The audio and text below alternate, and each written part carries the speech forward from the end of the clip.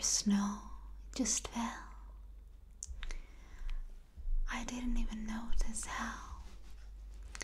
Just looked outside.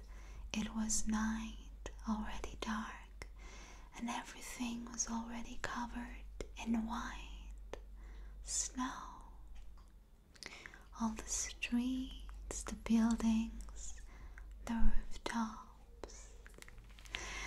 And it's so cold outside when I go to the balcony that it feels especially cozy to wear a warm sweater and stay in with my family and a good book.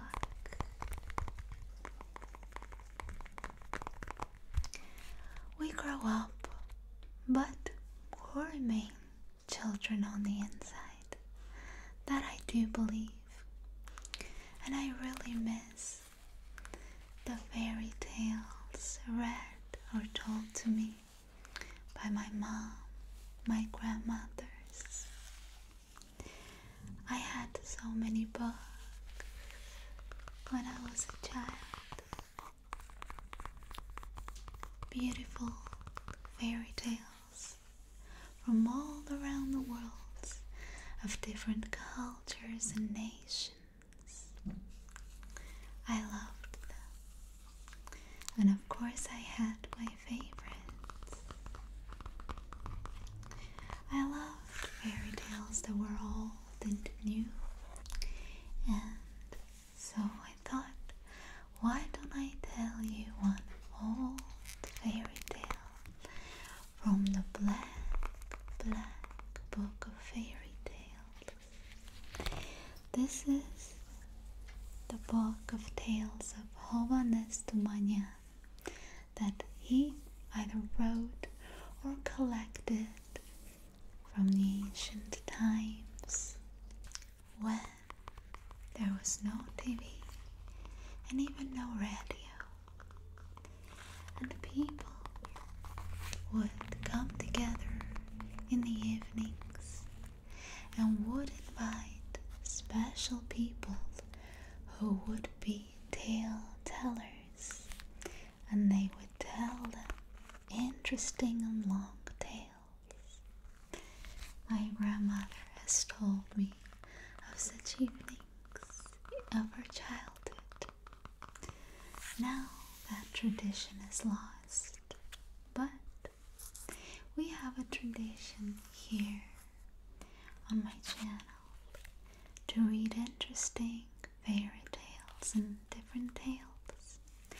I will link the videos of me telling you tales, and I guess I will read one of my favorite ancient tales from this book.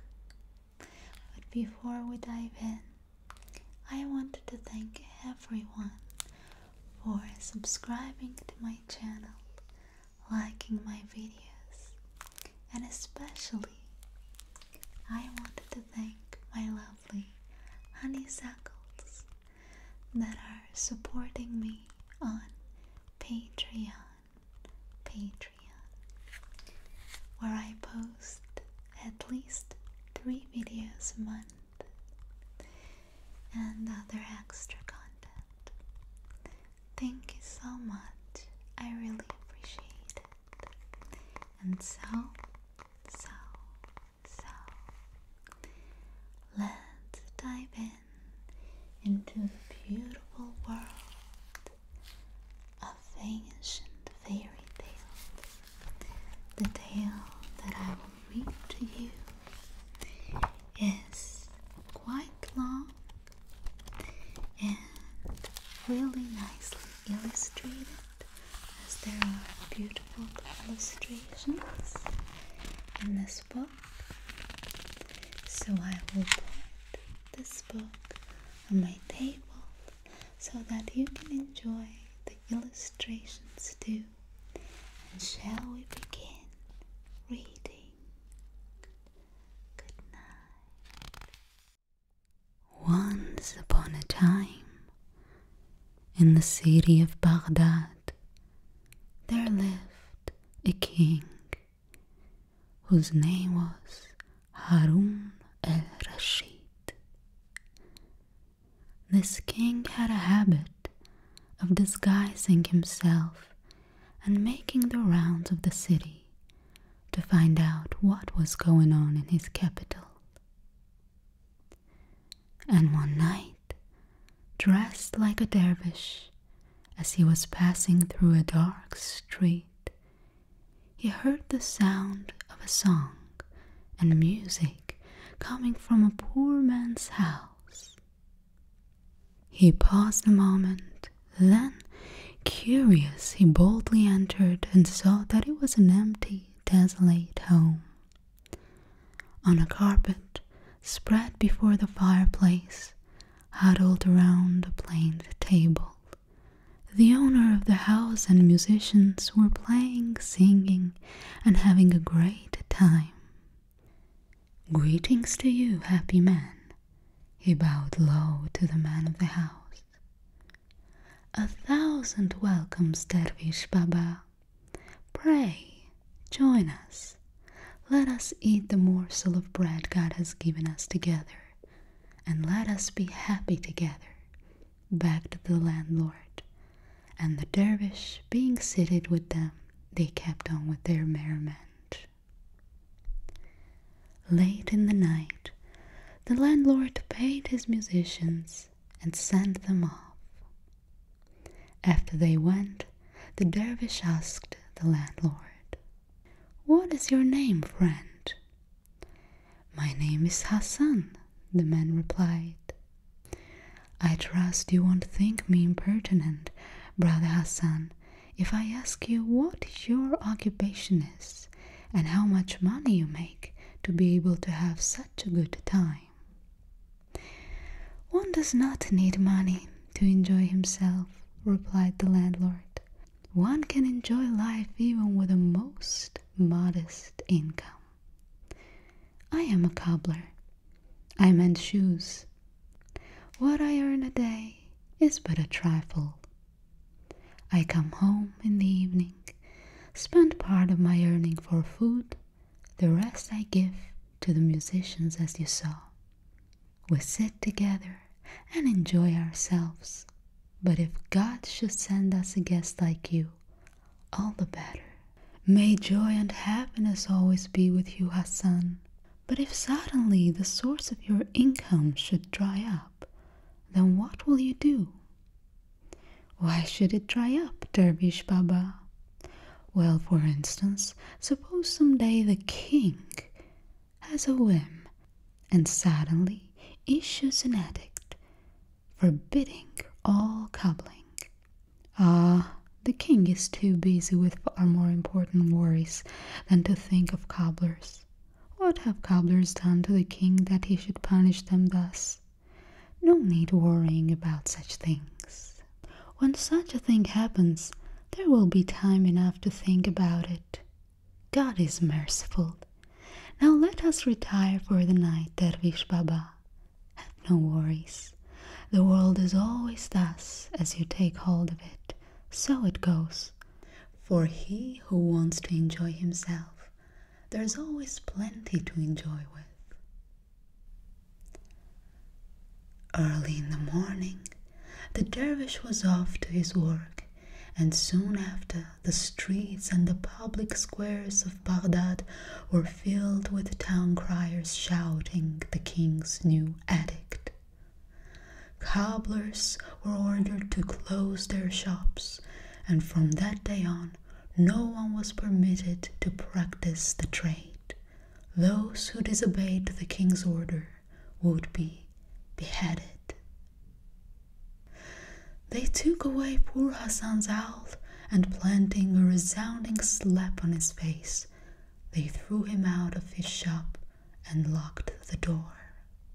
The next night, King Harun al-Rashid, again dressed like a dervish, made the rounds of the city. He again passed by Hassan's home, and hearing the sound of music and singing, entered.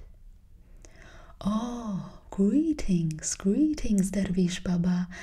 Pray take your seat. They sat down, ate and drank, played and sang, and had a merry time until midnight. At midnight, the minstrels took their pay and left, leaving behind the landlord and the dervish. Do you know what happened to me today, Dervish Baba? What? Asked the king. What you predicted last night came true. Today the king issued an edict forbidding our trade. What? The guest said, surprised. Then how did you get the money for tonight's merriment? Well, I found a clay jug and now I peddle the water. Part of my earnings I allot for food and the rest for musicians. I again have my good time. The king stopped for a moment, surprised, and then said, But if the king should forbid peddling water too, then what will you do?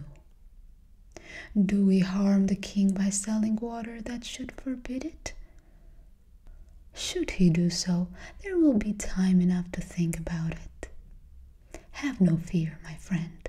There will be always a piece of bread and a cozy corner where I can enjoy myself. The king looked at the cobbler and said, May Allah bring prosperity to your home, Hassan, and went away. Early next morning, the voice of the town crier shook the city of Baghdad, announcing that Harun al-Rashid, the king, had forbidden peddling water in the streets. That water belonged to God, and that from that day on, no one had the right to sell it for money. They seized poor Hassan's clay jug and shattered it to 1,000 pieces, and sent him empty-handed from the fountain. The next night, the king, again disguised, made the rounds of the city and approached Hassan's home. Once again, hearing the sound of merriment, inside he entered. Oh, it's you, Dervish Baba. Pray take a seat and let us enjoy ourselves. Let us stretch the day and shorten the night. Let us be gay, Dervish Baba. It is better to be gay than to be sad. Of course it is to be gay, since we all shall die someday, said the dervish. Late at night, the minstrels took their pay and left, leaving the dervish and Hassan alone. Brother Hassan, they said today the king had forbidden the sale of water. Hassan looked at the dervish and said, Of course, they shattered all our water jugs. Man alive, you must be a prophet. Whatever you say comes true. Then where did you get the money for tonight's party? Asked the dervish. May money be the least of our worries. It's very easy to find money, Dervish Baba. I entered the service of an employer. He pays me by the day. Part of my day goes to living expenses, the other to musicians to amuse me. The thing which matters is a man's heart, Dervish Baba. You are a man after my heart, Hassan. With a heart like that, you are worthy of being the king's courtier, explained the dervish. My God, Dervish Baba, what you say always comes true. I trust this one too will come true. Why not?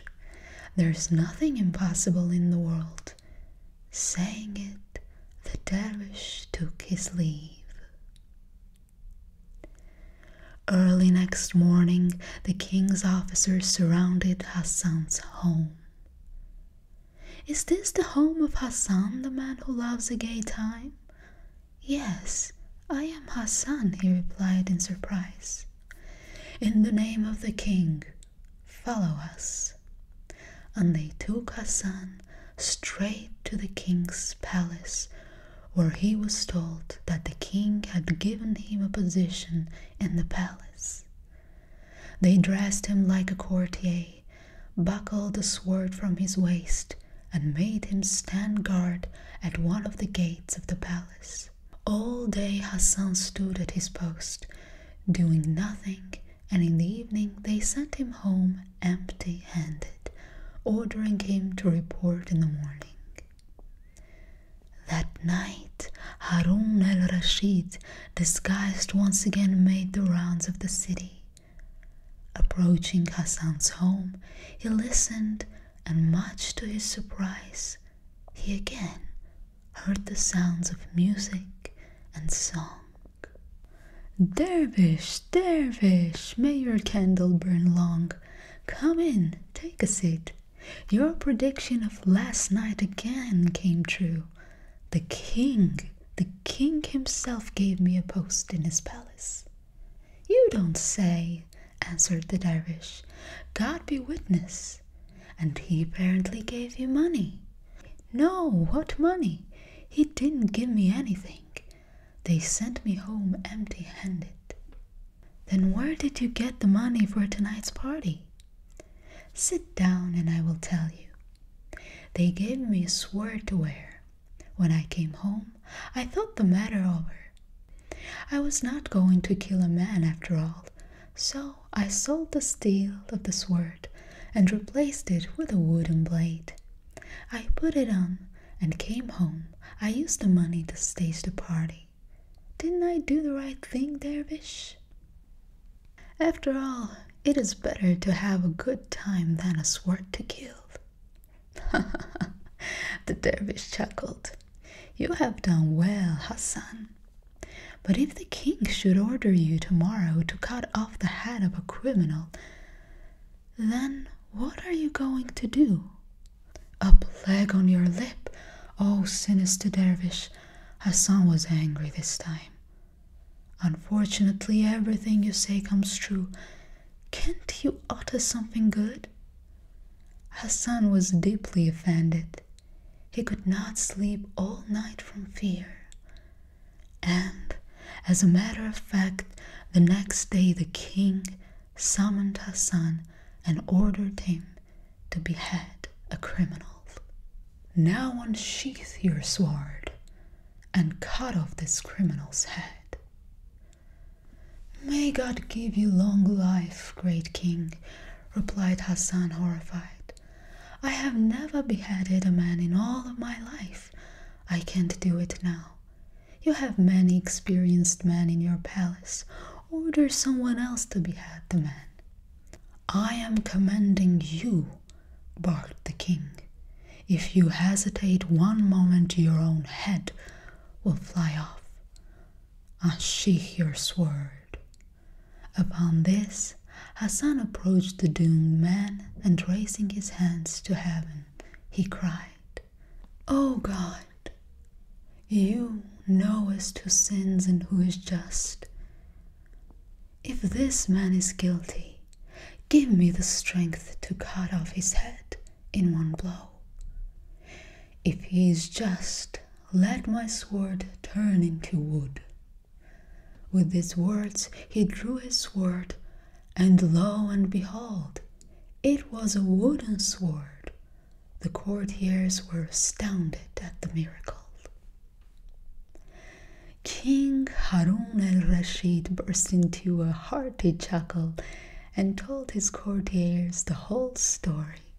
Joining in the laughter, the courtiers praised the fun-loving Hassan and the king.